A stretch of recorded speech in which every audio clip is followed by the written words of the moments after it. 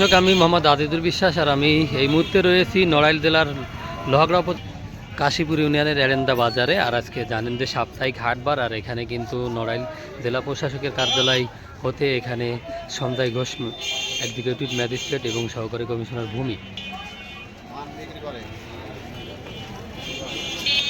Mobile court পরিচালনা করছেন। এখানে আমরা দেখেছি বিভিন্ন দোকান ঘুরে তিনি যে মেয়াদ রয়েছে এবং যে সকল পণ্য ডেট এক্সপায়ার হয়ে গেছে এবং এখানে পলিথিন যে সকল দোকানে রয়েছে সে সকল বিষয়ে অভিযান পরিচালনা করছেন। আর ইতিমধ্যে আমরা দেখেছি কয়েকটি দোকানে তিনি জরিমানা করেছেন।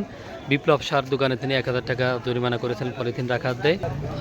আর আমরা কিন্তু এখানে দেখেছি যে ম্যাজিস্ট্রেট এসেছে এমনটি খবর এই বাজারে ছড়িয়ে যাওয়ার পরে এই বাজারের অধিকাংশ দোকানগুলো বন্ধ হয়ে গেছে। আমরা কিন্তু দেখেছি এখানে সকল ধরনের ব্যবসা প্রতিষ্ঠানে তারা তদারকি করছেন এবং এখানে আমরা দেখেছি একটি ওষুধের ফার্মেসি বাজার রোডে ঢুকতে রয়েছে, যেটি ধুপাদা ব্রিজের আগে, সেখানে কিন্তু তারা তদারকি করছেন এবং দেখছেন। আমরা একটি জিনিস লক্ষ্য করেছি, এই সঞ্জয় ঘোষ তিনি এক্সিকিউটিভ ম্যাজিস্ট্রেট এবং সহকারী কমিশনার ভূমি, তিনি কিন্তু নড়াইল জেলা প্রশাসনের সে থেকে এখানে এসে যে দোকানগুলোতে সার্বিক দেখছেন সেটা কিন্তু বাজার মনিটরিং বললেও চলে, যে বাজার মনিটরিং নিয়মিত যে তদারকি রয়েছেন সেটা কিন্তু তিনি অভিযান পরিচালনা করছেন।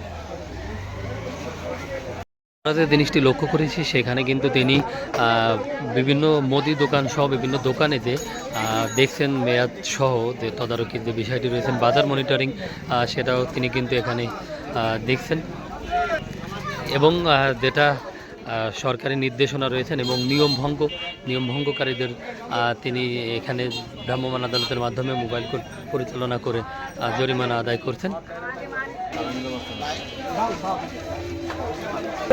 দোকানে কিন্তু এখানে দোকানে শাটার নামিয়ে মোবাইল কোর্ট আসার ঘটনাতে তিনি কিন্তু ভিতরে ছিলেন।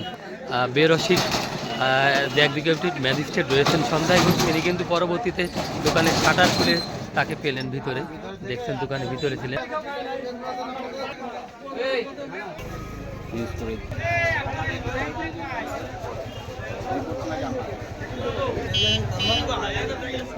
হ্যাঁ